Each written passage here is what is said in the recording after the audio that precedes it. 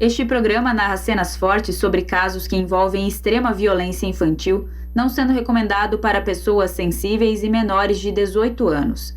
Todas as pessoas citadas tiveram seus nomes retirados de arquivos oficiais e matérias de imprensa. Essa história possui muitos personagens e eventos. Caso você precise de um auxílio para se guiar, visite a enciclopédia do caso no endereço projetohumanos.com.br/Leandro Bossi. Caso algum dos citados sinta-se incomodado e deseje um direito de resposta, favor enviar um e-mail para contato@projetohumanos.com.br. No episódio anterior... Como é que você conseguiu reconhecer ela? Na verdade, por causa do cabelo, a roupa, a pele dela, que as mãos não tinham, né? A pele dela era diferenciada, tipo um corinho de sapo, assim, pelo pé e pela nuca, né? Que desfiguraram tudo, mas a parte de trás dava pra ver que a minha mãe tinha rapado o cabelo dela, estava nessa altura, assim. Tanto da Maria de Leide como da dela, daí por isso, por aí que eu reconheci que era ela. Eu nunca julguei ninguém, porque quando você não sabe o que realmente aconteceu, você não tem como julgar. Foi pra magia negra, foi um maníaco, foi um médico. Na época a gente fica assim, sabe? Foi alguém estudado que fez isso. Será que tirou os órgãos? Né? A gente fica se perguntando. Mas depois acaba que você começa a rezar e pedir pra Deus, aí tira essas coisas da minha cabeça, eu preciso viver. Você falou de médico, por que vocês tinham desconfiança que podia ser um médico? Eu pensei errando na época, nossa, eu fiquei tentando achar uma solução para aquilo, para fazer uma coisa tão bem feita daquela ali. Podia ser alguém com muita experiência, alguém muito estudado. Passou 1.500 coisas na minha cabeça. Fizeram para tirar o órgão, tiraram as mãos, consumiram com as mãos. A gente fica pensando em 1.001 coisa, né? E eu penso até hoje, né? Não sei o que aconteceu, né? Se mataram, estruparam e mataram, é um maníaco, né? É uma pessoa, assim, uma pessoa. Isso não pode nem chamar de pessoa que quem faz isso, né? Chamar de pessoa é um crime, né? Que é bárbaro, o que fez foi muito bárbaro.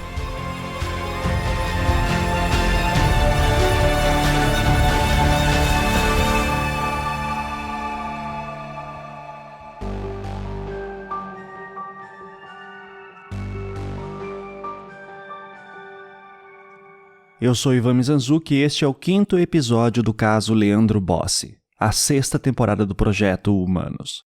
Se você não ouviu os episódios anteriores, pare, volte e ouça em sequência. Após a descoberta da existência do caso Sandra, a principal dúvida que eu tinha na cabeça era: seria possível que esse caso estivesse relacionado com os de Evandro e Leandro? Os de Evandro e Leandro são fáceis de se conectar.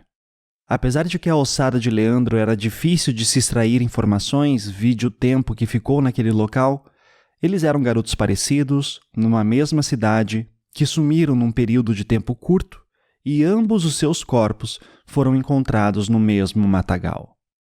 Mas o de Sandra? O seu corpo não tinha as mãos e estava sem a máscara facial, parecendo-se assim com o caso de Evandro. Ela tinha 11 anos, mas era bem pequena, aparentando ter 8. Era loira e estava com o cabelo raspado, aparentando ser um menininho. Então, à primeira vista, é difícil ignorar as semelhanças entre os casos. Só que Sandra foi assassinada 3 anos antes que os garotos de Guaratuba, em outra cidade, Fazenda Rio Grande, na Grande Curitiba. E ela era uma menina que foi abusada sexualmente. Isso torna o caso diferente, talvez. Por outro lado, assim como nos casos dos meninos de Guaratuba, Sandra foi encontrada em um matagal perto da sua casa com as suas roupas. E daí parece que temos mais semelhanças do que diferenças. Só que há várias formas de uma pessoa morrer. Há várias situações que, para olhos leigos como os meus, poderiam ser muito parecidos, mas que se diferem em detalhes importantes. Por causa dessas dúvidas, eu me via na necessidade de conversar com especialistas. E eu decidi começar essa parte da investigação conversando com pessoas que trabalharam no caso Evandro, já que foi o caso que teve um trabalho melhor documentado acerca do seu corpo. A minha esperança era de que, se eu descobrisse mais coisas sobre a forma como Evandro foi morto e como o seu corpo foi colocado naquele local, eu poderia obter mais informações sobre o modus operandi do assassino de todas essas crianças. E dessa forma, eu poderia também supor melhor coisas sobre o caso Leandro e tentar estabelecer comparações com o caso Sandra. No final, a pergunta que eu estou me fazendo é a seguinte: partindo do princípio que o assassino de Evandro é o mesmo de Leandro, será que nós conseguimos encontrar semelhanças entre o caso Evandro e Sandra e assim estabelecer uma conexão entre os três? Como não temos muitas informações sobre Leandro, eu decidi olhar para o caso Evandro do zero.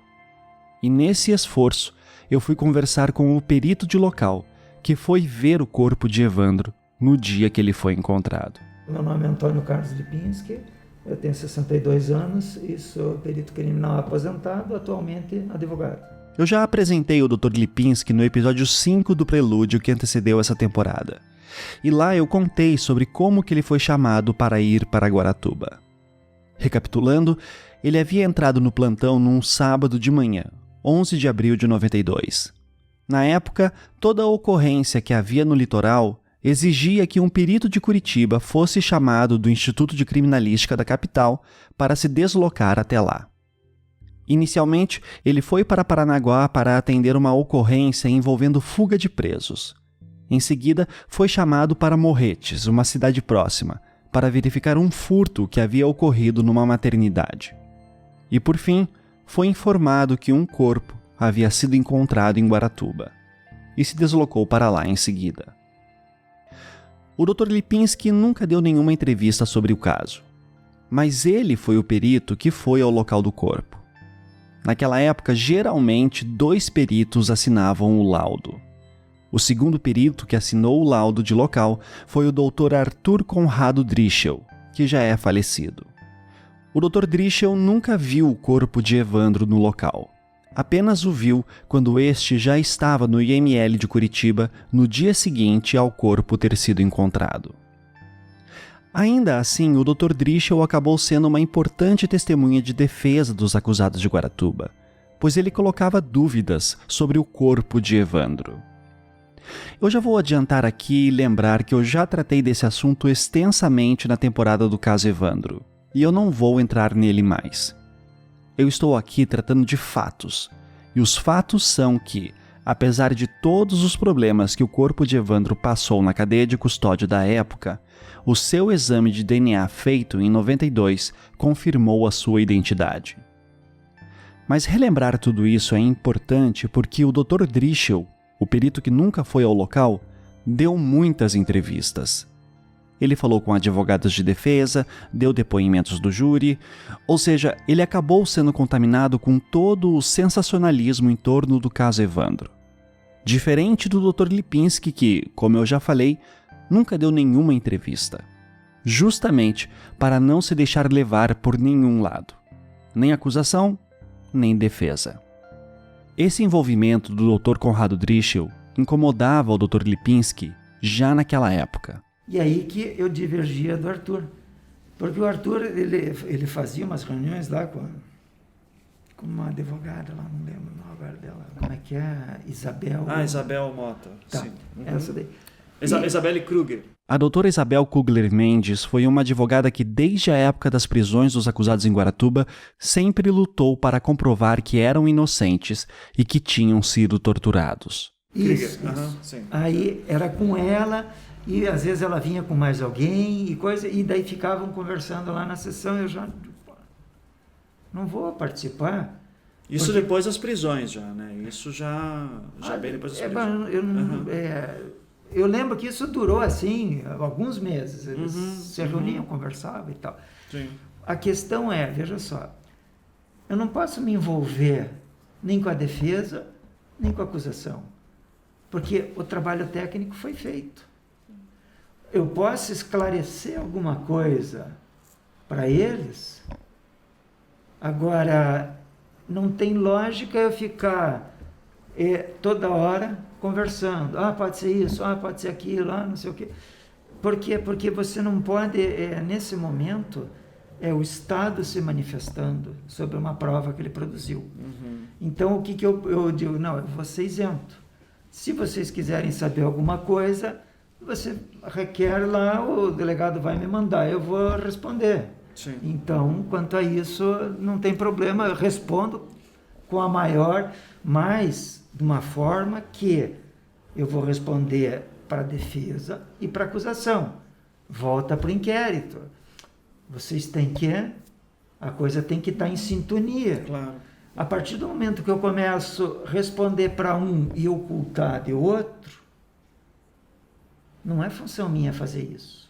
Eu posso estar prejudicando ou a acusação ou a defesa. E a função da prova é esclarecer e não prejudicar nenhum nem outro. Deixa eu fazer essa pergunta, então, que eu acho que tem a ver com o que o doutor está falando. Quando o doutor e o doutor Drischel conversavam sobre o corpo, em algum momento da discussão para a redição do laudo, desse, sei lá, das semanas que vocês ficaram discutindo aqui, em algum momento ele falou coisa do tipo, eu acho que aquele cadáver estava congelado, eu acho que esse não pode ser o do menor Evandro. Ele levantou dúvidas sobre isso? Isso é uma curiosidade. Nunca, pelo seguinte, porque a gente procurou fazer o laudo assim, de uma forma assim, dentro do prazo, 10 dias. Uhum. Então a gente conversou nesse período sobre ele, mas em momento algum teve pergunta, tipo, estava congelado, não estava congelado. Porque ele falava em júri. O doutor Drischel falou assim, eu notei manchas no corpo que davam a entender que ele poderia ter sido um corpo congelado. Isso nunca levantou. Ele não foi objeto de discussão nossa também. Sim. Veja, esse é o problema. Talvez alguém perguntou isso para ele. Olha, isso não pode ser uma mancha disso ou daquilo. E ele começou Então, esse é o problema, de você se envolver e começar, de repente, tudo bem, pode ser. Não, espera só. A questão, ela tem que voltar para o foco.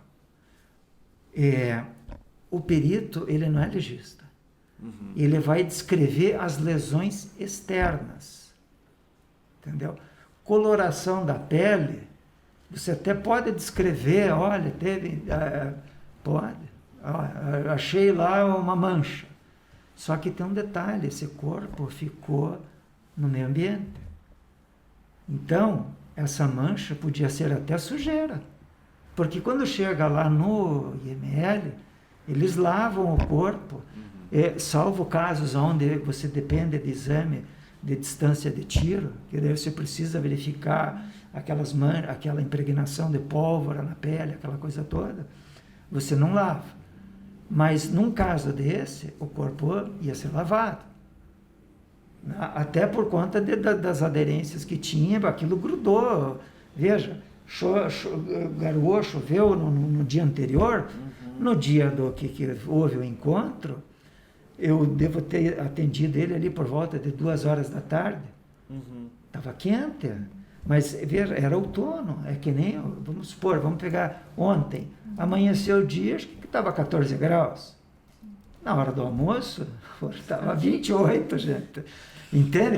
Inclusive aqui, a gente tem o laudo técnico das precipitações em Guaratuba naquele período. Ele some no dia 6 e daí é encontrado no dia 11. Né? Então você sabe que na terça e quarta, dia 7 e dia 8, choveu e dia 8 choveu bastante, inclusive. Né? Então, veja, do dia 8 o corpo foi encontrado 3 dias depois. Então, vamos supor o seguinte, que não choveu nada, a pessoa que falou, choveu, mas não choveu muito, tá, tudo bem, não foi ontem, foi anteontem, beleza? Então, aquela quantidade de água que estava contingenciada dentro do abdômen do menino, ela evaporou também. Então, deveria ser um volume maior e aquilo era um volume menor. Então, se aquilo ali aconteceu 3 dias antes, é mais ou menos o tempo do corpo estar ali no local. Né? E a própria, como uma região de mato ali com muita umidade, também se passou a noite ali, por exemplo, forma um pouco de água, ou não? Essa época ele faz, dependendo da temperatura mínima, ele chega a formar aquele orvalhozinho que fica na coisa, porque você veja, hoje é dia 5. Hoje é dia 5. daqui 7 dias, vai ser dia 6 dias, dia 11. Então, você veja quanto tempo passou de lá para cá, 31 anos. Uhum. Sim. E o clima, ele não muda, por quê? Porque é verão, outono, inverno, primavera. Então, isso a gente tem, você pode tirar um parâmetro do que está acontecendo aqui e agora. Uhum. Por ser um local de uma vegetação mais fechada, a tendência é que ali, apesar de ter uma umidade, o calor não seja tão intenso. Uhum. Então, a evaporação, ela também não é tão grande. Reforça aquela questão de ter aquela água ali. Tinha água dentro, então, quando você... Um pouco. Aqui, o Dr. Lipinski se refere ao fato de que o corpo de Evandro estava completamente aberto e oco no peito, já que todos os seus órgãos foram retirados. Aparentemente, havia um pouco de líquido lá dentro. Podia ser da chuva de alguns dias anteriores, mas podia ser também da umidade do local. E essa discussão é importante para se tentar entender quanto tempo que o corpo ficou lá até ser encontrado. Mas eu preciso voltar um pouco. Eu preciso voltar para a análise do ambiente antes disso.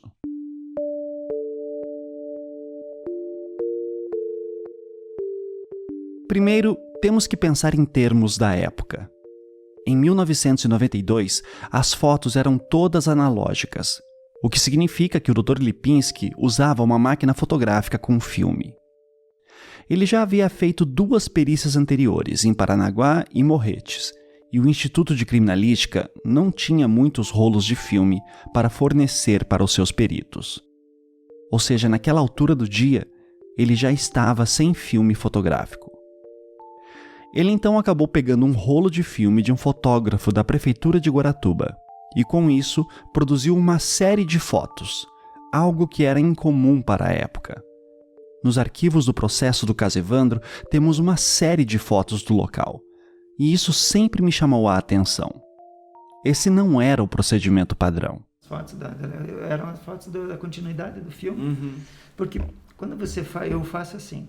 Eu tiro lá, eu tirava bastante foto, eu comentei com ela lá, me encheram o saco porque eu batia muita foto. Mas não tem como você ver tudo. Depois você põe tudo em cima da mesa. E aí você começa, para não esquecer nada e tal, então você tem condição de você rever tudo aquilo. Aí você faz o teu laudo. Agora, tem coisa assim que, sabe, porque quando você faz o laudo, você não tem a menor noção do que vai estar sendo a investigação, como é que ela vai se desenvolver.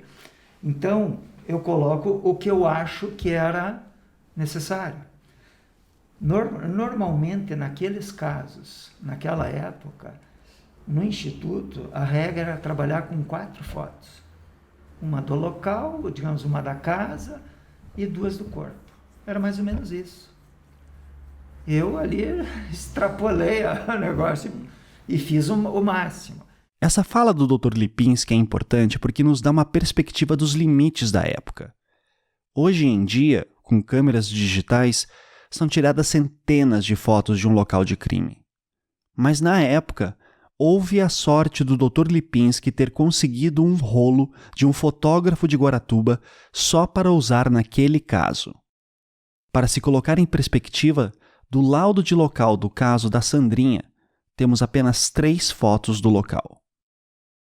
Não fossem essas coisas aleatórias que o Dr. Lipinski passou naquele sábado de 1992, nós não teríamos tantas informações visuais do local em que o corpo de Evandro foi encontrado. E essas fotos foram essenciais para o que viria a seguir. Após o corpo de Evandro ser analisado no IML de Curitiba, os legistas se reuniram com os peritos e o delegado-geral para discutir a natureza de algumas daquelas lesões. O principal médico legista que trabalhou no laudo foi o Dr. Francisco Moraes e Silva. Só que, você veja, na primeira reunião que a gente fez com o delegado-geral, eu levei um pacotão de foto. Aí você começa a ouvir um monte de coisa. Tá, mas então o que você me diz disso? Eu me lembro que Dr. Francisco estava numa das reuniões, daí falando do braço, falei, tá aqui, ó. Essa foto tá boa. Não é bem assim.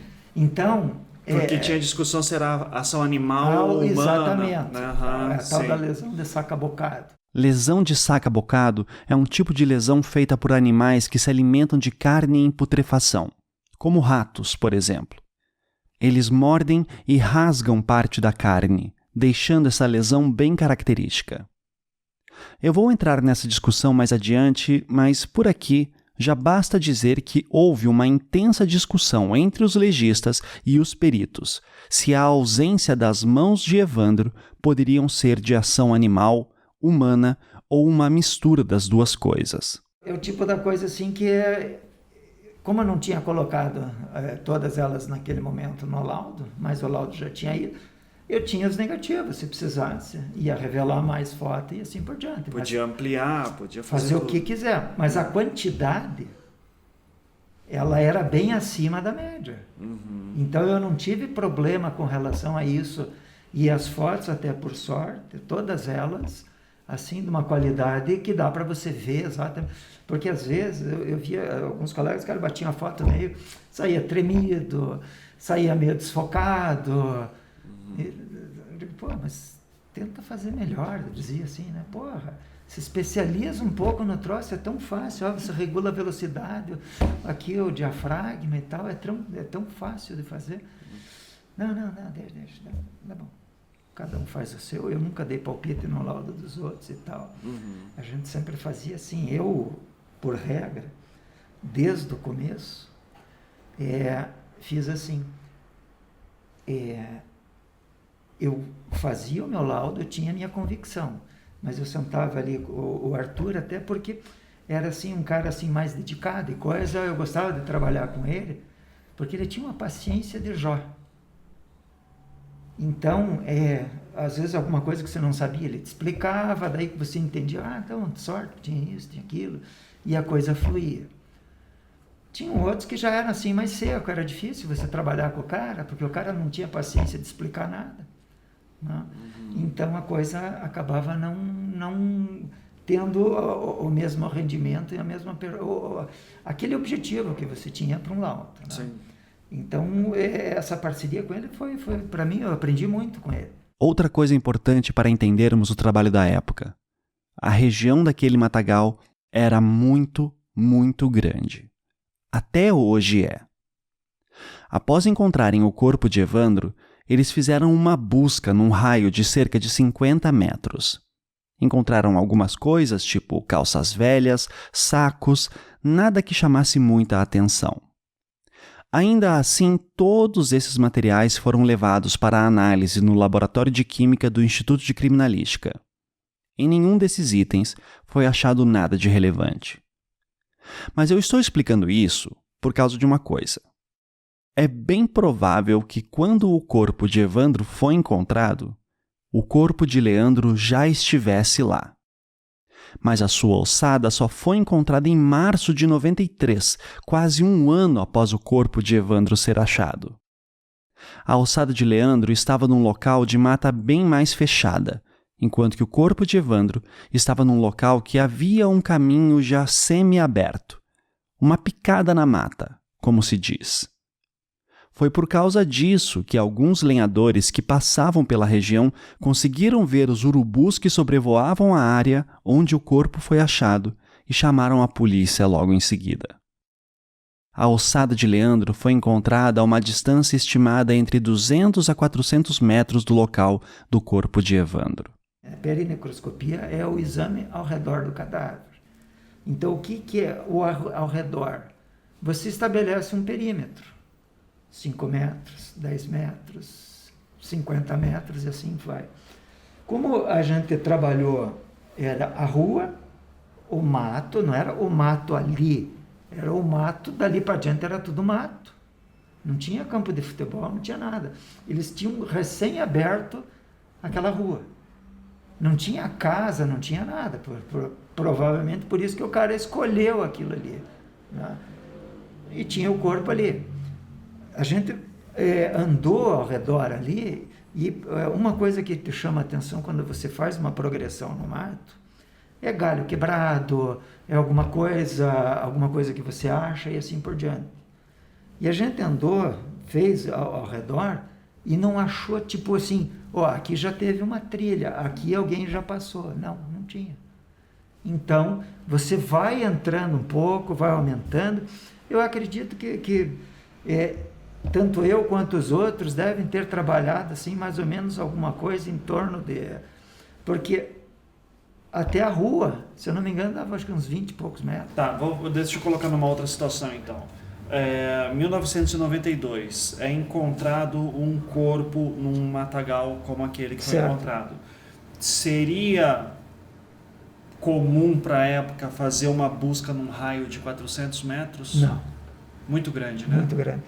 E veja bem, para ele estar 400 metros para lá, 400 metros são mais ou menos 4 quadras. O problema é que se você entrar no mato, a tua linha reta, é que a gente diz o Galvão Bueno, uma reta curva. Você começa aqui, daí você tem que desviar, porque tem uma árvore, daí tem uma não sei o quê. O que você desvia 30 centímetros aqui, 400 metros lá, vai refletir pelo menos uns 20 metros. Então você sai, por isso que as pessoas se perdem no mato, porque elas perdem a referência. Eu olho, é árvore. Mas qual árvore? Mas eu tenho certeza que era por aqui. E no fim, não é nada disso. É muito difícil. Sim, 400 metros, teria que naquela época não tinha nem a polícia ambiental. Mas se eu sou mateiro, estou acostumado... Sim. Daí é outra pessoa. Tá, mas o cara que é mateiro, ele já entra preparado para andar no mato. Sim. Ele já sabe se localizar, exatamente, é diferente. Ele já tem aquele ímpeto porque ele sabe, ele vive disso. Então é o dia a dia dele, para ele não tem dificuldade. Isso tudo é importante para explicar para vocês o seguinte: o trabalho do Dr. Lipinski foi feito dentro das melhores condições possíveis para os padrões da época. Ele até chegou a levar bronca porque tirou mais fotos do que deveria. Fizeram uma varredura no ambiente, encontraram peças, catalogaram, enviaram para análise. Não resultou em nada. E pela distância entre os corpos, dificilmente encontrariam o corpo de Leandro naquele dia. Dias depois do corpo de Evandro ser encontrado, foi achado um par de chinelos perto daquele local. Os pés estavam distantes um do outro, a uma distância que eu não tenho exata. Eu já contei isso no podcast do caso Evandro e também na série do Globoplay, mas vale lembrar. Quando os chinelos foram encontrados pelos policiais do Grupo Tigre da Polícia Civil do Paraná, havia uma discussão se os chinelos poderiam ter sido arremessados de um dos canais que cortavam aquela área. O que acontece numa situação dessas? Alguém pode ter jogado? Pode. Ali, você perguntou também se podiam ter jogado o chinelo. Pelas árvores, pela copa dessas árvores e coisa, sim, eram árvores assim de 2,5 metros, no máximo 3. Se alguém jogasse o chinelo, ele ia ficar preso na árvore, ele não ia cair. Porque aquele galho, ela não... Como é que eu vou te explicar? É um galho, tipo a havaiana. A havaiana tem aquela... A alça dela, ela é alta. Então... A hora que está caindo... Era um chinelo tipo Raider, né? A mesma coisa. Então, teria condição de enroscar. Mas vamos supor, não enroscou. Beleza. Mas aí vem a segunda pergunta. Eu consigo arremessar um chinelo desse mais de 40 metros? Então, tanto que foi essa... O senhor sabe a história desse chinelo? Não. O Dr. Adalto estava lá com o Pencai e o Black Ney e encontraram esses chinelos. O Dr. Adalto era o delegado do Grupo Tigre na época. Pencai e Black Ney eram policiais da sua equipe. Todos trabalhavam também em conjunto com a delegada Leila Bertolini. A doutora Leila até fala que achava estranho porque parecia que estava muito limpo, né? Como se tivesse sido lavado ou se fosse novo. E daí eles estão com os 2 chinelos na mão e começa uma discussão de mas será que a pessoa veio aqui e deixou o chinelo ou será que ela jogou do outro lado? Daí o doutor Adalto disse assim, não, eu duvido que ela tenha vindo até aqui, acho que ela jogou do riacho, quer ver, e daí ele pega um chinelo e joga. E daí o chinelo não passa do riacho, ele cai No riacho. e se torna inutilizável como prova. Basicamente isso. Apesar que aquela prova naquela época só ia servir para identificar o tamanho ou reconhecimento, alguma coisa assim. Mas que foi reconhecido pela mãe, inclusive. Isso a gente sempre tem um cuidado muito grande para evitar de você extraviar qualquer coisa do local. Porque determinadas situações,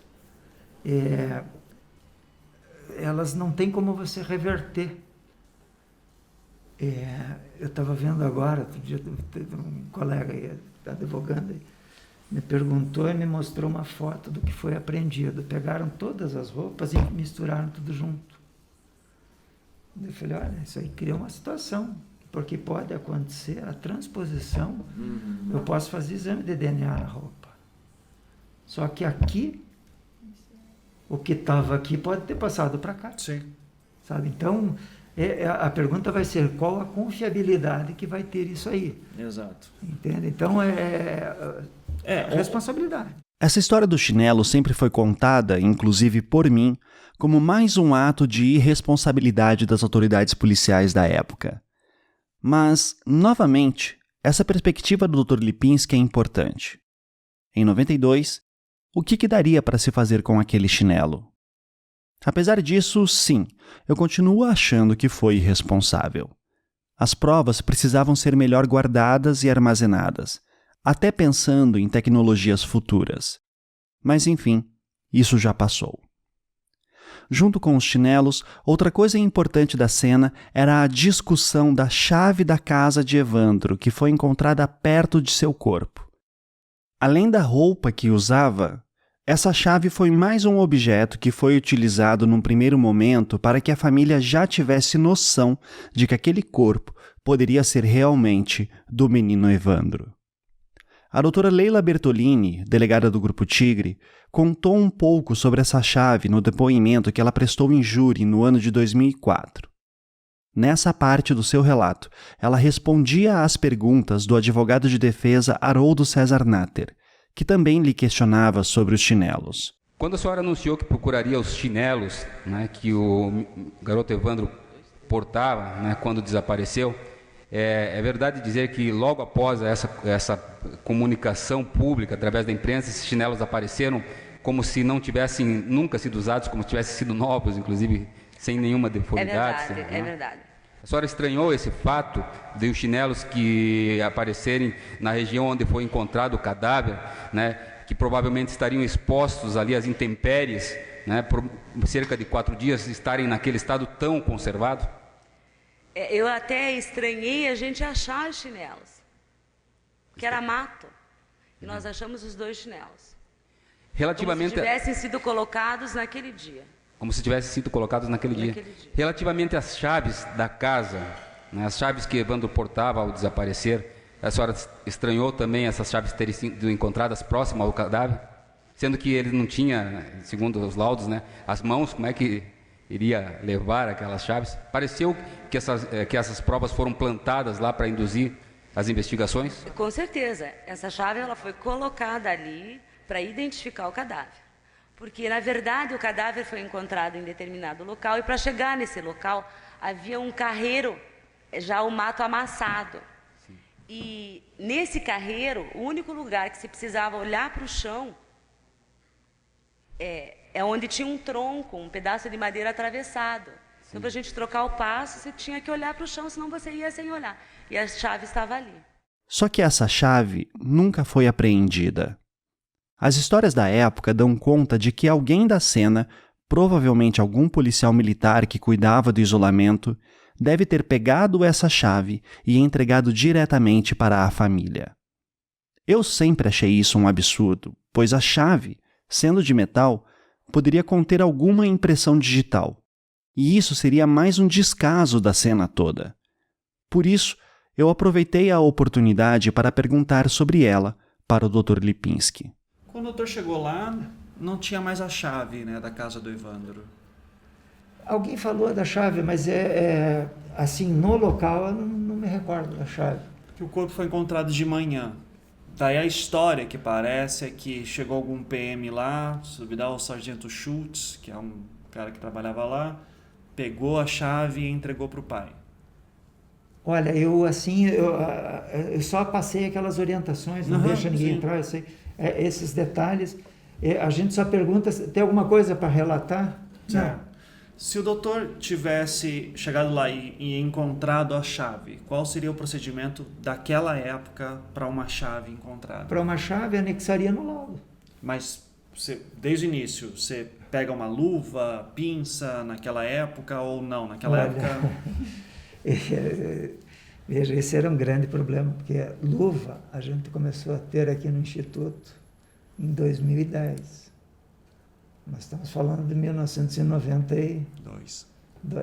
Então, a gente estava bem atrasado. O que eu ia fazer? Eu sempre carregava, naquela época, saco plástico, saco de lixo, essas sacolinhas de mercado, essas coisas. E naquela época ainda não eram todos, porque ainda tinha alguns mercados que usavam de papel. Não era sacola mesmo de papel. Eram alguns que estavam começando com sacola plástica. E eu usava aquilo porque às vezes eu precisava carregar uma arma, eu coletava lá num local de morte, alguma coisa. Então, como você tem que proteger ela, porque você pode ter uma impressão digital, eu passei a usar, no caso da arma, uma garrafa PET, naquela época estava começando também, eu cortava o fundo e punha a arma dentro, uma garrafa vazia, seca e tal, punha ali dentro e trazia, porque daí eu não corria o risco de transportar a minha impressão digital para aquela arma. Porque senão, vai sair um laudo onde tem a minha arma. Você já pensou, a minha impressão digital sobreposta, daí não dá para classificar aquela. A gente tinha esse cuidado para evitar esse tipo de situação. Com uma chave teria esse cuidado também? A chave eu ia pegar, não pegaria direto na chave, pegaria com a sacola e deixaria dentro da sacola, anexaria aquilo e depois colocaria, o nosso sistema era um envelope. Descrevia por fora, contém um chaveiro com tantas chaves. Porque uma chave daria para pegar uma impressão digital, né? Depende. Tem chave que dá, tem chave que não dá. E naquela época ia ser até mais difícil de você ver uma impressão digital, porque você trabalhar com fragmentos no momento, hoje é bem mais fácil. Você escaneia, naquela época o processo era, eu passo o pó, utilizava uma fita durex, grudava, transpor aquilo e passava por uma lâmina de vidro. E aí fotografava aquela lâmina de vidro e trabalhava com a fotografia. Então, fazer todas essas operações. Às vezes a chave ela era cheia de ranhura, então você não ia conseguir trazer a impressão por causa da ranhura. Entendi. Então era bem mais complicado. Você ia ter provavelmente fragmentos de impressão digital. Mas aí também não teria um microscópio adequado para fazer esse confronto papiloscópico. Tá, ou seja, ficar lamentando que a chave não foi para o doutor na época, também naquela época não teria muito o que fazer. Não teríamos, veja, assim, as superfícies ideais para nós, para coletar a impressão, naquela época era vidro e superfície lisa e polida. E por que lisa e polida? Porque a pessoa pega naquilo, fica muito fácil eu passar o pó, passar a fita adesiva e transportar para o... grafite? Pó de grafite? Não, era um pó especial para impressão. Tá. Agora, numa superfície que ela é curva, a probabilidade maior era que o durex, a fita adesiva, ela enrolasse. Então eu ia ter dificuldade de retirar ela. E outra coisa, ela ia sair curva. Daí na hora que eu passasse na fita, ela ia abrir. Ela ia estar distorcida. Então ela ia dar uma distorção. Então é que nem você olhar um espelho de carro hoje, um espelho novo, de um carro novo, ele te coloca, ele te amplia o campo de visão, porque ele é um espelho que reduz o tamanho da imagem. Naquela época era o contrário. Quer dizer, era o que ia acontecer com a impressão naquela época. Tá, a gente não ia conseguir ter um match... Né? Veja, eu nunca digo a gente não ia, eu digo, a gente ia tentar. Mas ia ser muito difícil. Ia ter um grau de dificuldade bem maior do que o comum. Conversar com o Dr. Lipinski foi uma aula sobre como era a perícia do início da década de 90. desde os desafios tecnológicos até a falta de estrutura material. E com tudo isso em mente, eu poderia agora entender melhor algumas perguntas que eu tinha para fazer sobre a cena e o corpo em si.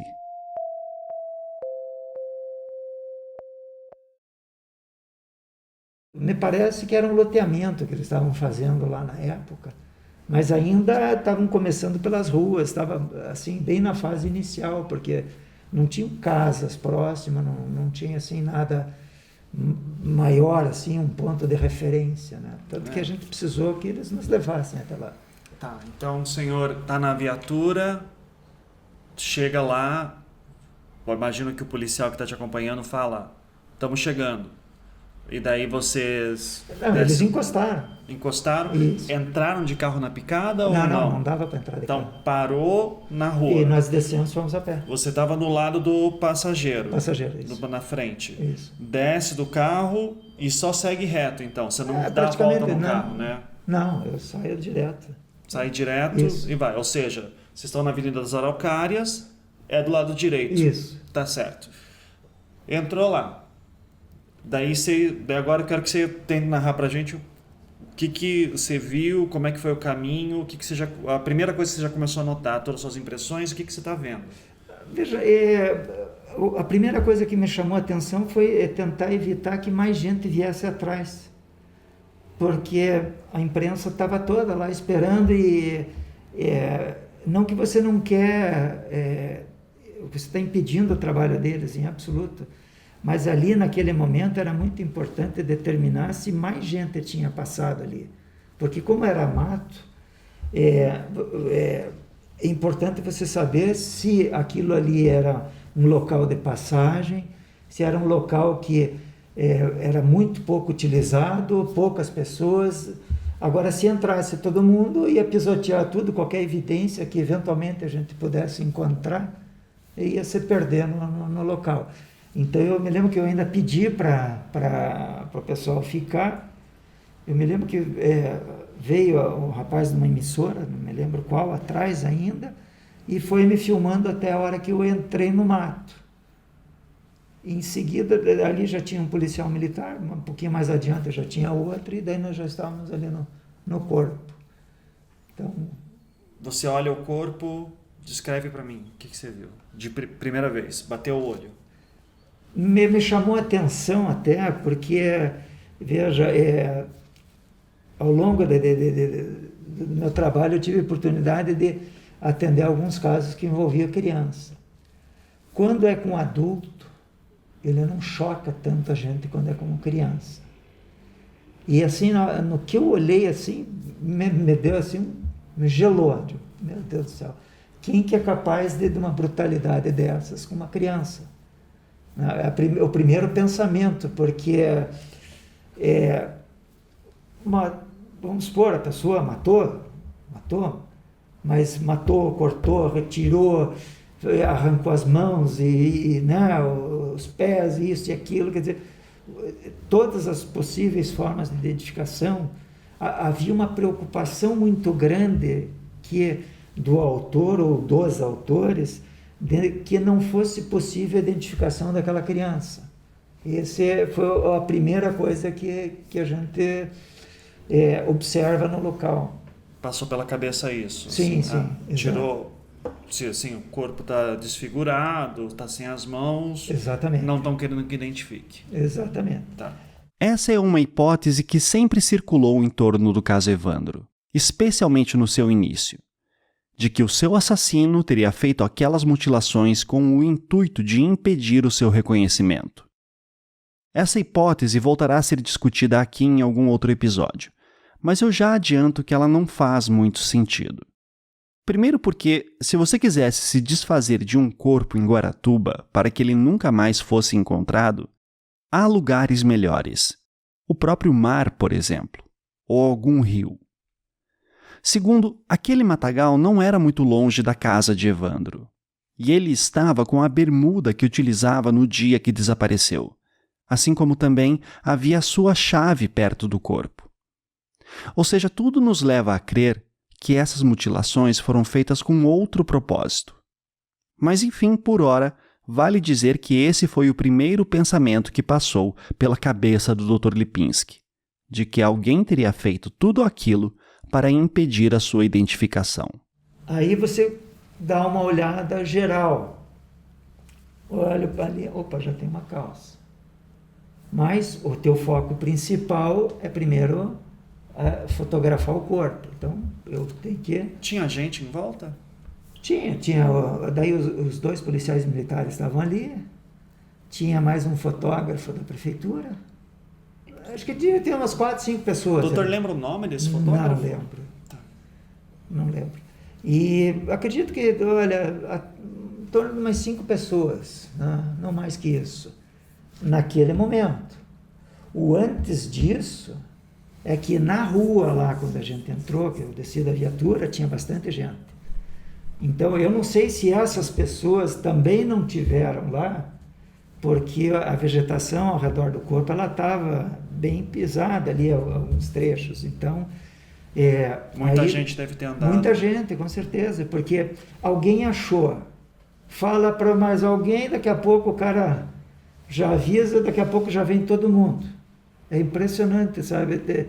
Tem gente que sai e pega a família inteira para ir ver corpo. Poxa, mas coisa meio macabra, mas tudo bem. Né? Mas quando o doutor chegou lá, que, salvo engano, o teu lado disse que era lá por 1 da tarde. Foi. Lembrando, o corpo foi encontrado de manhã. Ou seja, a 1h da tarde, muita gente já deveria ter circulado por ali. Você tinha gente perto do corpo naquele momento ou já tinham feito um círculo de isolamento, alguma coisa assim? Não, eles tinham colocado uma fita, mas assim, ela impedia o pessoal da rua. Mas no trajeto ainda tinha algumas pessoas. Entendi. Então eles estavam contendo lá atrás. Nesse deslocamento ainda ali não tinha como. Sim. É muito difícil, porque quando você chega, você já está assim, vislumbrando a cena do crime, você já está começando a focar no que você precisa fazer. Então essas coisas, elas não é que elas são secundárias, mas é uma coisa que depois, assim, ao longo do tempo, a gente deveria ter fotografado aquelas pessoas. Sim. Porque é uma coisa assim que provavelmente o autor estava ali. O cara quer ver aquilo ali, teve um sadismo naquilo, a pessoa tenta fazer, executa um crime com todos aqueles requintes de crueldade, não é uma coisa normal. Né? Então, provavelmente o cara vai ver o resumo da obra dele. Sim. Então, o senhor estava aqui com o corpo. As pessoas estavam aqui na rua? Nessa picada. Nessa picada. Isso. Ou seja, aqui a 35 metros, E né? mais ou menos. Tá. Então elas estavam aqui com uma faixa e no caminho aqui já havia mais pessoas também. Isso. Né? Mas tinha uma faixa aqui isolando. Quantas pessoas que o doutor chuta que devia ter aqui, assim? Só pra gente ter uma noção. Você sabe que nessa hora, quando você está no mato, não dá para você ficar olhando muito para cima. A minha preocupação maior ali era com cobra, então você tem que olhar onde pisa. Uhum. Eu estava mais preocupado com isso do que... Eu lembro assim que eu fui passando por algumas pessoas, mas eu não cheguei a olhar no rosto nem nada, porque eu estava de tênis. Eu digo, puta, mas que eu não estava preparado para aquele atendimento assim, com roupa adequada. Quando você sabe que vai atender num local desse, você bota uma bota e tal, já se protege. Agora, eu estava com uma camisa, uma calça jeans e tênis. Uhum. Então, a minha preocupação maior, digo, pô, vem aqui, ainda leva uma picada de cobra aí, não dá para cuidar muito disso. Mas assim, para a gente ter uma noção, estava lotada a rua de gente? Não, lotada não. Tinham pessoas, mas assim, eu não tenho como precisar. Talvez no máximo umas 10 pessoas. No máximo umas 10. Isso. Tá. Curiosos passando, polícia... sim, né? curiosos daí na parte onde estava abrindo rua. Lá tinha bastante. Aqui? Isso. Agora, não. Aqui é da picada. Isso, aí. Aqui tinha muito curioso. Aí tinha bastante. Aqui estava lotado de gente, Isso, então. Exato. No desenho do mapa, ele está me apontando a Rua das Palmeiras. Daí o pessoal olhava aqui o mato, tinha uma faixa aqui impedindo o pessoal entrar na picada? Sim, a faixa estava ali. Estava aqui, então? Exatamente. Não estava aqui? Não, Tá, isso. estava aqui. Tá. Então, na entrada da picada. Daí aqui tinha umas 10 pessoas, vamos dizer assim, com policiais e outra, fotógrafo. Isso. Tá. E aqui, muito curioso. Aí, bastante curioso. O carro tinha dificuldade para estacionar, inclusive? Teve que ir afastando o pessoal ou não? Não, porque quando nós chegamos, o pessoal estava mais para cá. Tá. Nós paramos o carro mais ou menos aqui assim. Uhum. Opa. E daí as pessoas começaram a se aproximar. Uhum. Daí eu já avisei o policial, não deixa ninguém entrar. Quem entrou não sai. E quem não entrou também não vai entrar, porque nessa hora, se eu encontrasse alguma coisa lá que eu achasse importante, eu ia precisar falar com todos eles. Então, por isso você já está lá dentro, cara, agora você vai ter que esperar aqui. E aqui, o doutor acredita que o assassino ou assassinos poderiam estar aqui nessa... Poderiam estar junto com toda aquela multidão de pessoas, né? Dezenas, centenas de pessoas, rua lotada... Olha, eu diria assim, mais de 50 pessoas. Mais de 50 pessoas. Sim. Tá, ok. Daqui do corpo, qual que é mais ou menos a área de busca que vocês fizeram?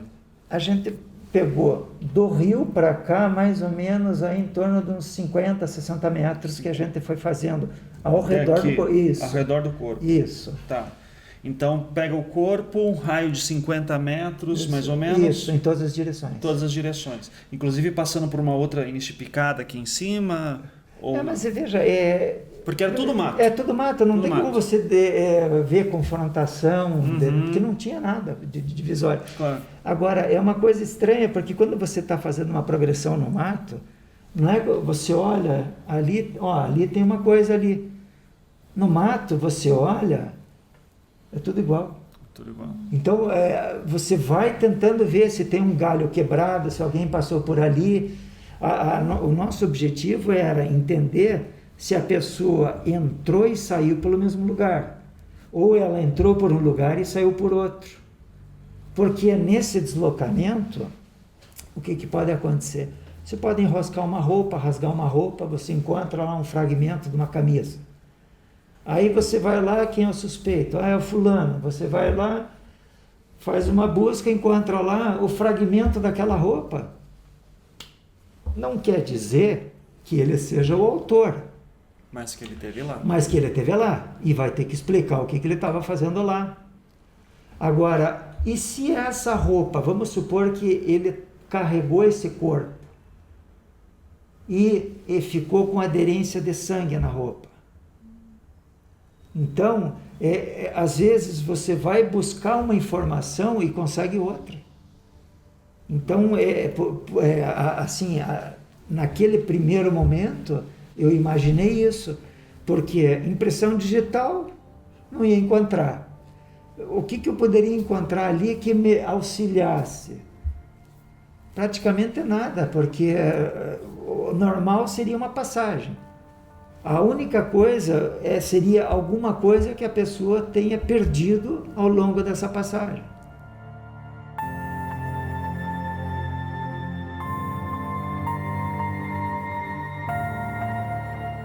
Então, qual que foi o seu procedimento para registrar o estado do local do corpo? É o método descritivo que a gente utiliza, né? Eu tenho que é um princípio, visum et repetum. Eu repito aquilo que eu vejo. Então, o que eu observei? Eu observei o corpo de uma criança, né? Em torno de 1 metro, mais ou menos, deitada em decúbito dorsal, e fui fazendo as minhas anotações. Decúbito dorsal, para leigo, de costas. De costas. Isso. Estava deitado de costas, então. Isso. Porque as fotos que a gente vê, ele principalmente está de barriga para cima. Ah, não, então, deitado de costas. De costas, deitado de Isso, costas. Tá, barriga tá, pra cima. tá, de barriga para cima. Isso. Tá, ok. Certo. E o posicionamento de braço, mas é uma coisa assim que fica te puxando. Porra, cara, mas não tem mão. Cadê a mão? Sabe, você fica assim pensando, meu Deus, quem que vai fazer isso com uma criança? Por que vai fazer isso com uma criança? Qual o motivo?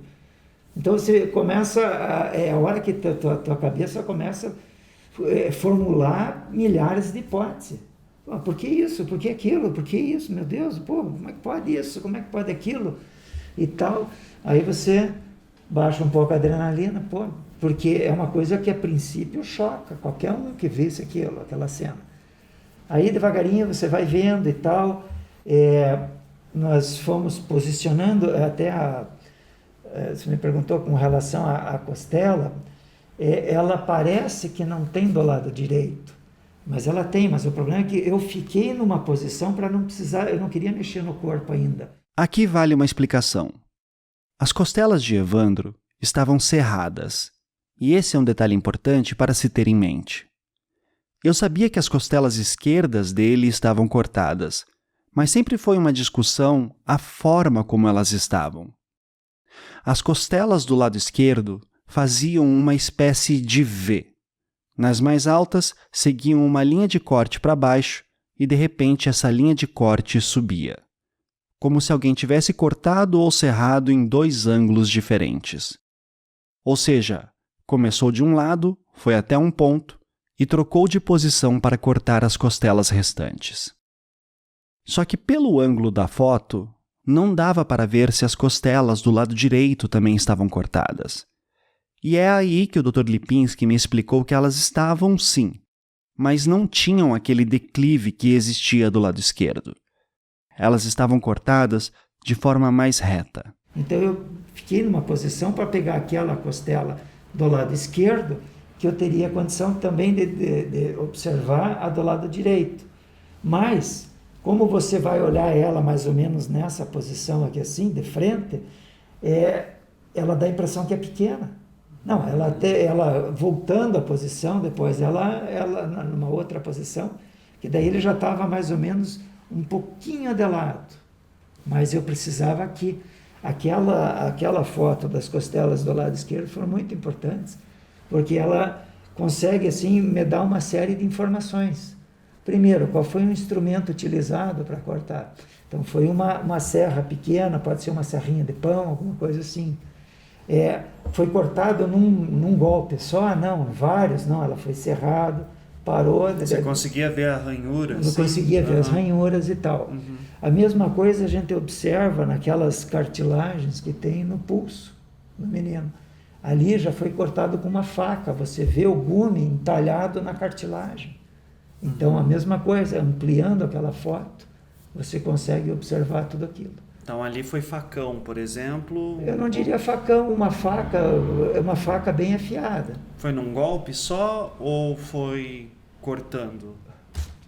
Num golpe só, ela ia fazer uma incisão profunda e ia repartir a cartilagem. Ali não, foi um corte, então foi uma passada, uma deslizada do gume sobre a cartilagem. Então uma faca bem afiada sendo passada. Veja, normalmente a pessoa que tem um pouco mais de destreza para fazer isso, ela consegue enfiar a ponta da faca e ir cortando entre os ossos. Tá. Ela corta o tecido, afasta e depois puxa. Então mas daí teria sinal de arrancamento, né? Mas se você observar bem na borda ali do onde seria o pulso, você percebe que tem um pedaço do tecido. Mesmo ele sendo cortado, alguma coisa ficou e daí teve um puxão. Mas esse puxão não pode ser dos sacabocados, dos animais que comem e puxam a pele? Pode. Exatamente, pode também. Tá. Isso não... Só que, veja, à medida que ele puxar, ele vai arrastar o corpo. Não, mas se for um rato, por exemplo... O rato não vai conseguir puxar, teria que ser um animal maior. Não, mas ele puxa um pouco da pele, daí faz essas... O rato ele vai roendo, ou teria que ser um maior mesmo, um cachorro, alguma coisa assim. Um animal maior que tivesse essa força para conseguir puxar. Vamos supor, ele morde a mão e arranca. Né? Então ele vai puxar. Eu não estou falando de arrancar a mão, certo. Eu estou falando de... O assassino cortou a mão, deixou ali, daí você tem aqui o pulso aberto. Certo. Chega um rato e começa a morder as bordas. E daí, ele teria micro... aquelas marcas assim, como se fossem uns arredondadinhos das mordidas. Não seria diferente. Tá. Então, tinha cheiro? Não, porque ele não tinha... O cheiro é produzido pelo conteúdo da cavidade abdominal. Intestino, estômago, fígado. Como ele não tinha, aquilo foi removido, foi arrancado, Por isso que dificultou você valorar o quanto tempo da morte. Porque os fenômenos transformativos, eles começam a acontecer pelo abdômen. Então você vai lá, 1 dia, 2 dias acontece isso, tantos dias acontece aquilo, e assim vai. Quando você tem um trauma, a gente tem uma coisa chamada espectro equimótico, ele vai mudando de cor. Ele vai chegar num ponto que aqui, ó, ele fica amarelo e daí desaparece. Isso aqui é mais ou menos próximo do 14º dia. Você tem uma pancada maior, assim, um extravasamento. Isso aqui estaria entre o 2º até o 3º dia. Depois ele fica preto, daí vai esverdeando, amarelando e desaparece. Então, esse tipo de lesão a gente não pode observar. É uma coisa assim que... por isso que eu falei, precisaria ter lavado o corpo para você determinar qualquer coisa assim em relação a tempo. Exato. Sim. Porque, vamos supor, tem folha que quando fica no molhado, ela descolore e por um processo de transposição ela passa lá vamos supor, aquele verde para alguma coisa. Então, poderia uma mancha na pele levar uma reflexão equivocada de, no caso, ser uma lesão, quando na verdade poderia ser aquilo ali a fixação daquela pigmentação da própria folha. Sim, sim. Então, tem aqui também uma parte, né, do... Ele está com essa bermuda. Isso. Aqui, né? Bermuda estava seca? O senhor lembra? Se estava dura, assim, de sangue? Porque é sangue isso aqui, né? Sim. Isso aqui é de sangue. Lembra-se... Não estava dura, não. Não estava dura? Não, porque ele vira ela e assim, tem uma foto que a gente fez que ele está de costas, que eu estou tentando indicar uma lesão que ele tem nas costas. Acho que não é aqui, mas eu posso mostrar. E essa aqui, ó. Essa isso, aqui? olha lá. Tá, sim. Essa lesão nas costas é como se fosse uma boca semiaberta, com os 2 cantos mais finos. Eu vou falar sobre ela mais adiante. Inclusive aqui nas costas a gente consegue ver vários, né, tons de pele, né? Mas aí que tá, isso daí ele é ocasionado, você veja que tem bastante folha que aderiu na coisa, ele ficou, o que acontece? O terreno não é plano. Então, à medida que ele vai marcando algumas coisas, vamos supor que o corpo ficou em cima de uma pedra, em algum lugar, uma folha no outro, aí você olha aqui, por que aqui está limpo e ali não está, ali está sujo? Ou por que ele está com uma coloração diferente? Isso tudo por conta do quê? Do tempo que ele está ali. Agora, ele ficar em cima das folhas ali 1, 2 dias, já vai fazer isso. Então, eu sempre fiz isso, até o último local que eu atendi, esse tipo de pigmentação, essas coisas, eu deixava sempre para ver no IML, depois do corpo lavado. Porque daí você pode afirmar. Até então é uma expectativa. Por isso que eu digo, eu era contra a gente se pronunciar antes de ter uma coisa assim, mais consistente. Porque se imagine, eu saio dali e converso com todos os veículos de imprensa e falo alguma coisa. Aí chega lá no IML, eles lavam o corpo. Aí o que vai acontecer? Claro que você tem um paradigma, o perito falou uma coisa, o legista disse outra. E você acaba perdendo a objetividade da tua investigação, porque daí já cria uma desconfiança, quem que está certo, quem está errado. Quando, na verdade, você se manifestar, a diferença é que o legista está vendo o corpo lá na bancada, limpinho, lavado, aquela coisa toda. Eu estou vendo ele ali sujo, às vezes com formiga, com coisa. Quer dizer, então, eu não posso ser assim, prematuro num comentário e depois criar toda uma celeuma por conta de uma coisa equivocada. Quer dizer, então, eu, pelo menos, evitava de me manifestar por causa disso. Essa presença de larvas aqui, elas nos dizem alguma coisa sobre o tempo de decomposição ou sobre quanto tempo que ele está nesse local? Veja, isso daí vai acontecendo a partir de 24 horas. A partir de 24 horas já começa a ter larva. Mas a gente perdeu a referência porque ele começa pelo trato intestinal. Então, Não tinha como você valorar a coisa. E veja, uma outra situação, como o abdômen dessa criança estava aberto, o lugar onde mais deveria ter larvas era ali. E ali não tinha. Então são coisas assim que... veja que estudos entomológicos aqui no Brasil, eles começaram ali mais ou menos em torno de 2000, 2005, a partir dali começaram. Porque o Brasil ele é muito grande, ele tem uma fauna muito grande. Sim. Então, vamos supor, larvas que eu tenho aqui no sul, eu não tenho lá no norte. Sim, sim. Então, são coisas assim, classificar isso, a idade daquela larva, quem que pôs aquela larva? Sim. Né? Que eu tenho um amigo perito que ele fala bem assim, poxa, se a gente tivesse análise da larva, a gente saberia dizer quanto tempo que ela estava, porque a gente consegue ver pela idade. Mas só que nessa época, só que eu pensei, em 92, eu não sei nem se... Isso, não existia, assim, deixa eu corrigir, não é que não existia. Essa informação, ela não estava assim tão acessível para nós. Dizer que não existia, não, ela existia, mas aqui no Brasil, a gente eu imagino assim, nós estamos com um delay de 30 anos em relação aos Estados Unidos. Claro. Os estudos que eles têm lá e coisas, eles são bem mais avançados. Sim. Outra coisa, os estudos são feitos nas universidades. Eles não são repassados. Veja, e aí é um grande equívoco, porque a perícia ela tem que estar trabalhando aliada com instituições de ensino. Você está tendo uma pesquisa lá, então tem alguém lá do curso de botânica pesquisando e classificando, né, essas larvas, isso aí tem um estudo. O cara bate o olho ali, não, isso é isso, dura e tal, pulpo casulo e tal, não sei o quê, papai, assim. Naquela época, veja que a gente começou a ver assim, estudos embrionários de pesquisa, assim, mais recente.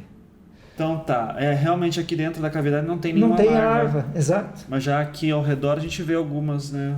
Muito pouquinho. Mas muito pouquinho. E você veja que aqui, ó, você pode ver que ele foi feito um corte quase linear.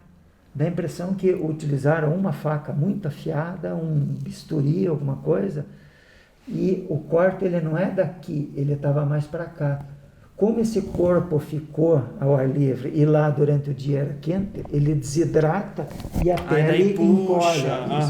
Então a pele provavelmente estava aqui. É mais ou menos isso. Esse corte que estamos discutindo é o corte que abriu o peito e a barriga de Evandro.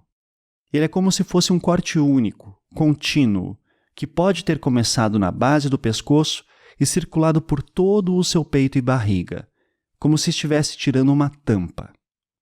Com o tempo de putrefação, a pele vai ressecando e deixa assim uma diferença de comprimento entre as camadas de pele mais internas para as mais externas. Então isso aqui que a gente está vendo já é a pele ressecada. Já é a pele ressecada, exatamente. E aqui entramos num ponto fundamental dessa discussão toda.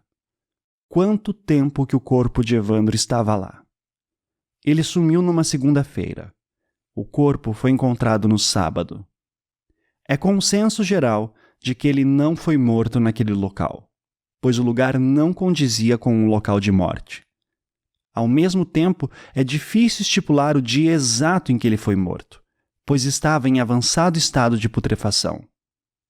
Na época do caso, havia discussões de que o corpo estaria lá há dias, enquanto outras pessoas diziam que ele poderia estar lá por apenas algumas horas. Eu queria saber a opinião do Dr. Lipinski sobre isso, já que ele nunca falou publicamente sobre esse caso. Na sua opinião, há quanto tempo que o corpo estava naquele local? Naquele local, como eu te falei, em torno de uns 3 dias, mais ou menos. Então ele pode estar lá 3 dias. Isso. Na sua opinião, assim que ele foi morto, ele foi guardado em algum lugar ou não? Foi morto, já foi jogado lá?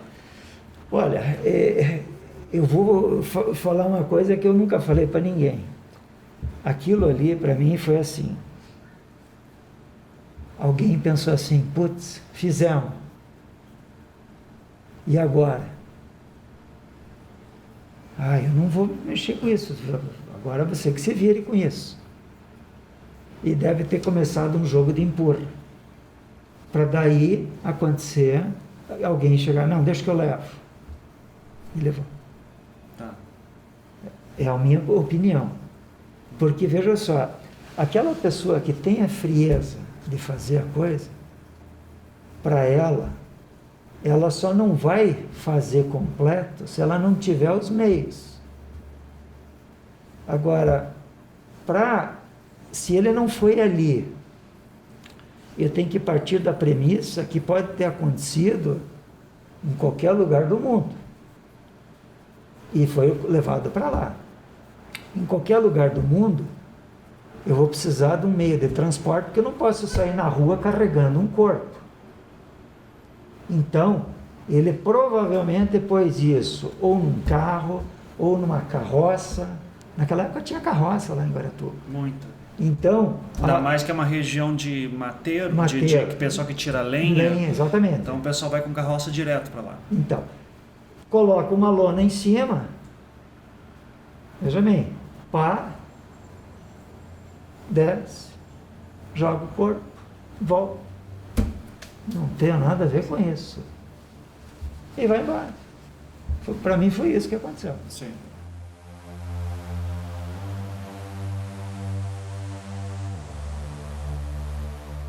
O doutor tem uma ideia de como que foi a ordem do que foi feito desde que pegou o menino? A partir dali faz o quê? Eu acho que a pessoa que fez o corte era destro.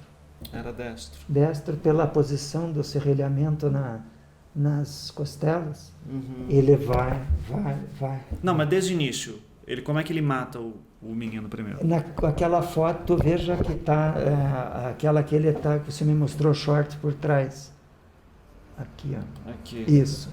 Ele está falando aqui da perfuração em formato de boca que eu citei antes.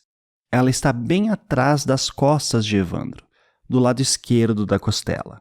Veja que aqui, ó, tem um corte, uma perfuração aqui, ó. Uhum. Ela é pérfuro cortante. Tá. Não pode ter sido animal isso aqui. Não, veja que ela tem o bordo, é bem característico de faca. Uhum. E isso aqui a gente consegue dizer que foi feito em vida? Foi, porque olha aqui, ó, a partir do momento que ele começou a repuxar, ele vai abrindo, ó. Ele repuxa e a ferida começa a abrir. Uhum. Só que como foi cortado, veja que aqui, ó, ele tracionou o tecido, mas parou aqui. Uhum. Então ele enfia a faca... Veja que é de baixo para cima. De baixo para cima. E pega, ó, aí é lado esquerdo, ele pega no coração. Então ele mata pelo coração. Isso. Então ele não esgana. Veja, eu tenho uma coisa bem característica. Se você voltar a foto ali, vamos colocar ele de frente, veja que no pescoço eu não tenho a mesma coisa. Não, o que ele tem, que sempre falaram, é que ele tinha uma área de putrefação maior em torno do pescoço, mas ele tem... que dava, são sinais que serviria numa constrição. Eu pensei muito nisso, mas veja só, da mesma maneira que a pele, ela teve esse repuxamento, ela encostou e preservou uma parte. Então, é a mesma coisa que quando você toma sol, vamos supor, eu flexiono o braço e tomo sol assim. Uhum. Ele queima tudo e a hora que eu abro o braço, essa parte ficou branca. Sim. E é o que aconteceu ali. Tá. Acredito eu, né? Sim, claro. Porque aqui, o que me dá certeza que isso aqui foi feito com ele em vida? Porque o tecido, veja só, essa parte aqui, ela estaria mais ou menos correspondente na horizontal com o rim. Tá. Se fosse na perpendicular, uma perfuração num dos rins, ela poderia lesionar o rim, perfurar, mas com um rim a pessoa viveria. Uhum. Eu não teria a morte imediata. Agora, se eu, digamos assim, alterar a inclinação da faca, do punhal, alguma coisa, e subir, eu posso pegar o coração. Tá, mas a minha dúvida é mais assim, E se eu primeiro esganei o menino, mato, e daí enfio a faca, ele está morto já, e daí eu faço a lesão. Mas lesão em morte, ela não ia acontecer. Eu acredito que não ia acontecer isso. Não ia acontecer assim? Outra coisa... Como é que seria, como é que ela deveria ser se fosse feita em morte? Ela não ia repuxar. Quer dizer, ela iria repuxar pela desidratação, mas ela não ia ter alteração, porque veja que ela tem inclusive alteração da coloração. Nesse momento, o Dr. Lipinski me mostra uma foto com a parte interna do corpo de Evandro, no local onde deveria ficar o coração, que lhe foi retirado. Uhum. Essa alteração da coloração, ela se deu por deposição de sangue. Tá. Então foi uma batida, alguém pegou e pum, além de para dar uma facada e penetrar com força. Deixa eu ver aqui, foto 4. Só estou fazendo as anotações para depois olhar isso com calma. Então, assim, vamos imaginar. Vamos olhar aqui de novo as lesões principais. Tá? Aqui, principalmente. Eu queria perguntar sobre o cheiro antes, de novo. Quando vocês viraram o corpo, saiu o cheiro? Não saiu o cheiro. Não, porque, veja... Não tinha cheiro nenhum. A gente estava em ambiente aberto. Quando ele está confinado, ele fica muito intenso. Nesse caso, como não havia intestino, não havia nada, não tinha o que cheirar. Assim, pelo menos eu não sentia. Talvez alguém possa ter sentido, mas eu já vivo com o nariz trancado. Então tá, porque tem essa discussão sobre cheiro, tudo. Vamos imaginar que ele foi morto no mesmo dia, numa segunda-feira, retiraram os órgãos dele. No dia seguinte, teria cheiro? Depois que tira os órgãos? Não. Porque, veja... Mas assim, essa é a minha dificuldade de entender. Tipo, a pele não cheira, o rosto não cheira, mas nada a pele disso. não estava em putrefação. O que faz criar esse cheiro é a putrefação do conteúdo gastrointestinal. A partir do momento que ele vai inchando que nem uma bexiga. Aí chega uma hora que ele estoura. Tanto que quando a gente vai em encontro de cadáver, a gente toma até certos cuidados, porque às vezes você está atendendo e de repente, bam! É como se fosse o estouro de uma bexiga, uma coisa assim, mas ele chega a abrir, porque a pele vai tentando, resistindo, os gases vão trabalhando e aumentando. Vão aumentando. Chega uma hora que... Incha, né? Incha, sim, exatamente. Sim. Agora, isso não aconteceu aqui, porque a gente vê o corte linear em volta, aqui no peito e tal. Seria, num caso desses, quando rompe o abdômen, a pele ela é como se ela tivesse sido arrebentada, ela fica esgarçada, os pedaços são completamente irregulares. Porque eu fico vendo, por exemplo, esses buracos aqui na pele. O corpo de Evandro tinha várias perfurações, especialmente nas pernas. Essas, diferentes da lesão das costas, foram provavelmente causadas por animais, como urubus. Sim, ele está começando. Está começando. Tá. O próprio rosto, eu fico imaginando, não deveria estar cheirando isso aqui tudo? Não, porque o olho, o humor aquoso é como se fosse uma gelatina. Isso dissolve rapidamente. Mas eu digo bochecha... O rosto de Evandro tinha uma coloração avermelhada, indicando que a primeira camada de pele já havia saído. Poderia ter sido arrancada ou ainda ter saído por processos de decomposição natural. A única diferença era bem na cabeça, no crânio, onde você via uma camada de pele mais profunda, ou até mesmo o próprio osso. Era o tal do escalpo, que é uma lesão sempre citada que ele teria. Aí que está o detalhe. Ele não estava direto no osso. Ele foi retirada uma camada, a camada superficial. É a questão lá do escalpo. Ele foi retirado ou ele foi arrancado. Veja, é uma coisa assim que a gente não tem como precisar isso, porque eu não tenho pele aqui que demonstre que ele está arrancado, foi, digamos assim, foi removido, né? Ele saiu uma camada. E pode ter sido, digamos, um animal, puxou. Né? Como ele estava, as camadas vão se soltando à medida que o corpo vai ficando em contato com o ar, ele remove uma camada, pode ter sido um animal que puxou, pode ter sido um animal que puxou. Né? Porque a pele vai se soltando, né? Isso, mas então, você veja que aqui... Mas aqui está muito retinho aqui, né? Não sei. Exatamente. Nós olhamos com atenção uma linha que existe dividindo a parte de cima da bochecha para onde começa a área na altura da orelha. E podemos notar que há uma linha bem nítida. Parece que ele segue aqui essa linha de corte, parece, mas assim, aqui ele tem um pouco de irregular. Mas veja que aqui ainda as bochechas, elas não estão expostas. E a gente não é que nem barriga, que a gente tem assim uma camada adiposa. Não, ali é colágeno, pele e só, não tem assim nada mais de... A boca parece que está inchada. Tá, assim, exato, né? os lábios dele. Tá Né? inchado, Isso. né? Assim. E os olhos já tinham sido tirados por animais ou você viu uma gelatina ali dentro? Ali o que você observava é o seguinte, como se fosse esse conteúdo aqui, ó. Naquela foto que está... Que estava... sim. Assim, que tinha uma lama. Ele assim, dissolveu aqui. Dissolveu. Isso. Tá, certo. Porque tem essa discussão se foram os animais que arrancaram os olhos, porque é uma das primeiras partes que os animais arrancam. Pode, também, né? é bem provável. Tá, sim. Até os próprios urubus que estavam atacando antes. Exato. Né? Tá. E esses furos, inclusive, pode ser bicada do próprio urubu. Daqui? Da perna? No braço também sim, tem ali. No braço também. Só que aquela das costas, o doutor acredita que não, né? Não, ali não. Aqui é a facada. Aí é facada. Aqui é um punhal. Assim. Assim. Alguma coisa assim, um instrumento pérfuro cortante. Tá, ok.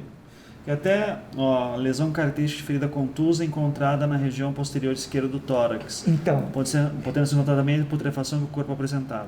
Ela é contusa, mas internamente ela tem esse aqui. Ó.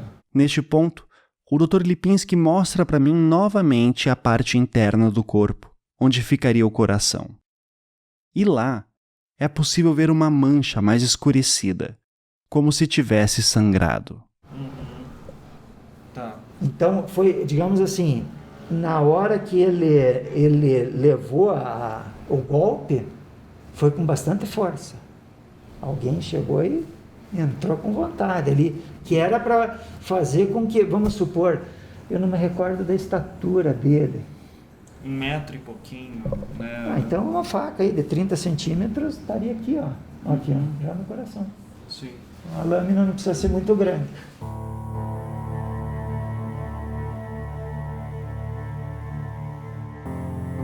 O nome do laudo que o Dr. Lipinski produziu é bem extenso. Laudo de exame de levantamento de local de achado de cadáver. Eu fiquei curioso em entender o motivo de ter um nome tão longo, e isso já me levou a outras perguntas. Perguntas, novamente, sobre o tempo que o corpo de Evandro pode ter ficado naquele local. Achado de cadáver. Por quê? Porque se eu digo local de morte, eu estou dizendo que ele foi morto ali. E essa também foi uma preocupação. A gente não conseguiu encontrar nada que determinasse que o fato aconteceu ali. Então eu já preciso mudar no título isso. Eu já procurei tomar toda a precaução para amanhã depois, não, às vezes você está com muito serviço, está fazendo um laudo e esquece de um detalhe desses. Então eu repassei, fiz 1, 2, 3, para não deixar aqui um laudo desse, porque eu já imaginei, pela brutalidade do crime, esse caso ia ter bastante repercussão no mundo jurídico, né? Então, essa repercussão, amanhã depois poderia ser questionado, isso daí, não, mas ali foi o local, não foi o local de morte. Ali foi o local onde foi encontrado o corpo daquela criança. Sim. E então, tira um monte de foto, que foi muito bom para a gente poder analisar na época. Falando até dessa questão da achada. O doutor não acredita que o menino foi morto ali. Não, não tinha elementos para... Veja, se ele tivesse sido morto ali, quando a gente remexeu aquelas folhas, eu ia encontrar sangue no chão, não tinha. Mas sangue em quantidade, pelo menos 1 litro, no mínimo. Porque um menino desses aí devia pesar o quê? Uns 40 quilos. A tua volemia é 7%. Seria em torno de 2,8 a 3 litros, que seria o que ele ia ter de sangue. Ia extravasar praticamente tudo. Então não teria como passar em branco uma quantidade de sangue dessas. Ele não ia conseguir se infiltrar no chão. Ele ia ficar em cima das folhas, ia aderir no corpo, por mais que chovesse, coisa, não ia ter essa... Então ele foi morto em outro lugar? Em outro local e jogado ali. Quando ele sumiu na segunda-feira e foi encontrado no sábado, quando que o doutor chutaria que ele foi morto? Eu acredito que em torno de, no máximo, 3 dias. Então ele pode ter ficado em cativeiro segunda, terça, quarta foi morto. Exatamente. E daí, no máximo, quarta-feira. Isso. Daí ele é morto, o Dr. Francisco geralmente falava que ele tinha que ter sido, que ele estava com um estado de putrefação, que é como se ele tivesse sido um corpo que, assim, morreu sozinho no apartamento, sabe, e acelerou a putrefação de alguma forma, da pele, que tem áreas avançadas de putrefação. Olha, veja bem, isso pode acontecer, pode, mas eu acredito que não nesse caso. Tá. Porque você vê o corte linear, quando você tem um estado adiantado de putrefação e o corpo chega a romper o abdômen, veja, ele vai romper no meio. Eu teria a pele, ela vai fazendo isso, pá! Ela vai estar ali, flácida, totalmente irregular, mas vai estar ali não tinha pele. E você vê que nessa parte aqui superior aqui do tórax é linear. Não foi cortado. Foi cortado. Sim. Não, mas o que ele diz é assim, que eu consigo entender, tá? Que o menino foi morto, foi colocado em algum lugar onde acelerou a putrefação da pele, porque ele não conseguia, por exemplo, ver a lesão que tinha no pescoço exatamente, assim, a parte da pele que estava muito acelerada a putrefação. Mas a lesão no pescoço você pode ver ela externamente, mas é mais importante ver ela internamente. O legista teria total condição de ver aqui as marcas que iam ficar, porque, veja junto comigo aqui, ele está vivo, ele é esganado. Eu vou ter, às vezes a gente dá uma batidinha na pele aqui, alguma coisa já fica roxo. Se você vai imprimir uma força bem maior para tentar matar uma pessoa, a força que você vai aplicar ali é muito maior. Você veja, uma coisa de nada aqui já ficou roxo, né? Já fez todo esse espectro quinótico. Você acha que aqui internamente não teria a constricção, o rompimento de vaso, tudo isso? Sim, isso inclusive quem, além do Dr. Francisco, reforça a questão do esganamento, é a doutora Beatriz Sotile França, por conta dos dentes rosados. Beatriz Sotile França foi a odontologista que fez o exame de arcada dentária de Evandro. Que os vasos romperam. Isso. Então daí teria uma constrição que rompe os vasos e daí depois... Pode, como você falou, pode ter sido das duas formas. O cara foi lá, esganou, ficou na dúvida, foi lá e pá, deu uma facada. Talvez ele não tenha morrido na hora, não chegou a esganar mesmo. Não, o ióide ia ser o suficiente para você determinar isso. Teria condição de você atestar, porque na esganadura, imagine, um adulto esganando uma criança. Com certeza ia ter fratura do ióide. Não tem como não acontecer isso. É muita força que foi aplicada ali. O doutor já viu o vídeo da necropsia? Eu vi há uns anos atrás, para falar bem a verdade, acho que faz mais de 20 anos que eu vi esse filme, foi anos 90 isso aí. Foi perto da época do julgamento lá em São José. Sim. O doutor quer dar uma olhada para ver se não faço muita questão, eu sinceramente. Não é muito... engraçado, caso que envolve criança, ele me marca muito. Olha, adulto, independente se é homem, mulher, não cria. Porque, veja, um adulto, ele tem a possibilidade de uma defesa. Pode ser uma mulher, pode ser um homem, não importa, seja lá quem for, a não ser que seja surpreendido, pego, né, a traição, alguma coisa, mas a pessoa tem como reagir. Você vê lá, às vezes, a mulher lá é vítima de um estupro, ela reage, ela grita, ela tem marcas, você vai lá, vê, examina o corpo, você vai colher tecido embaixo da unha, quer dizer, você vê que ela morreu lutando. Agora uma criança, sabe, é uma coisa assim, é de uma brutalidade tão grande. Às vezes o cara chega para uma criança, oferece um doce, na maior inocência a criança vai e ali ela entrou no caminho da morte. Ela não tem, ela não vê maldade nas coisas. É desigual. É desigual, é desproporcional. É desproporcional. Então sim. é uma coisa assim que, olha, é uma coisa assim que na minha cabeça eu não aceito uma coisa dessa, sabe? Eu acho que ninguém aceita, mas um adulto ainda, seja o motivo que for, você ainda pensa assim, poxa, pode reagir, pode tentar se defender, alguma coisa. Agora a criança não. Primeiro que ela está ali de mente aberta, ela se entrega, ela vai lá e coisa, pô, ela vai por causa de um doce, às vezes por causa de uma brincadeira, por causa de uma bola, uma coisa assim tão, sabe, é uma coisa que não tem como... Eu sei.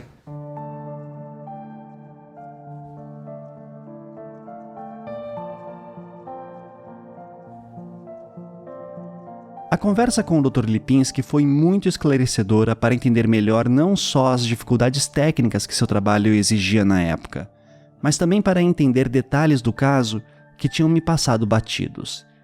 Detalhes que são importantes se eu quero saber mais sobre o modus operandi do assassino de Evandro, Leandro e possivelmente de Sandra. O caso Evandro é o que mais temos informações. Então é por isso que eu achei importante começarmos por ele. Só que, como eu apontei em alguns momentos deste episódio, nem sempre as impressões do perito Lipinski eram as mesmas dos médicos legistas. Aliás, nem mesmo entre os peritos eram sempre as mesmas. O Dr. Arthur Conrado Drischel, por exemplo, que foi o perito que assinou o laudo junto com o Dr. Lipinski, acreditava que o corpo de Evandro havia sido colocado naquele matagal poucas horas antes de ser encontrado. Dizia acreditar nisso por conta das formas que as folhas estariam. Mas há um problema importante aqui nessa fala. Drischel não estava no local do crime. Quem estava era o Dr. Lipinski. E por isso, a sua opinião de que o corpo estava lá há mais dias torna-se bem relevante para mim. Há também a questão da lesão nas costas, que poderia ter sido ocasionada por uma faca ou punhal. Essa lesão sequer consta no laudo de necrópsia de Evandro, e a opinião do Dr. Francisco, que foi o legista principal, era de que ela teria sido uma lesão de urubu. E outra diferença substancial, ao meu ver, é que o Dr. Lipinski acredita que Evandro teria sido morto justamente por este ferimento das costas, e não por esganadura, como o Dr. Francisco concluía. O que eu espero aqui é que, ao descobrir mais sobre como Evandro foi morto, eu posso tentar descobrir o que pode ter acontecido com Leandro e talvez com Sandra. Então, eu precisava continuar no caso Evandro e conferir essas informações com o Dr. Francisco, para entender melhor o que o levou àquelas conclusões. E para minha sorte, ele ainda está vivo e aceitou falar comigo. É o que eu mostrarei no próximo episódio. Aqui, no Projeto Humanos, o caso Leandro Bossi.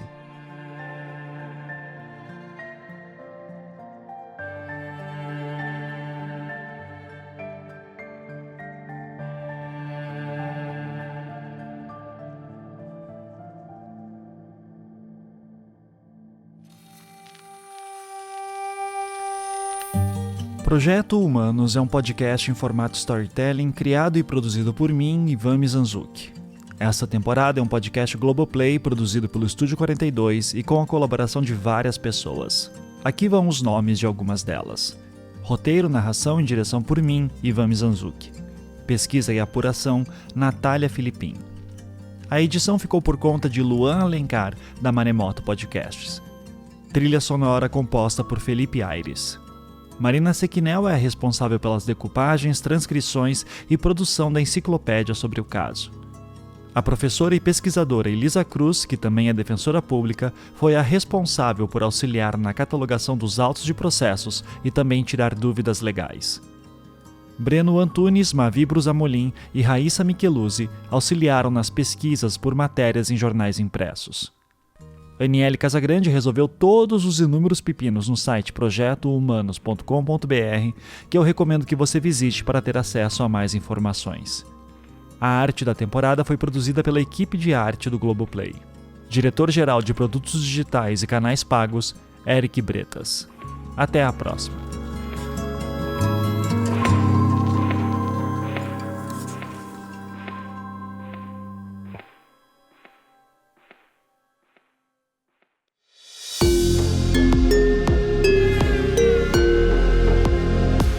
Esse podcast é uma produção Estúdio 42.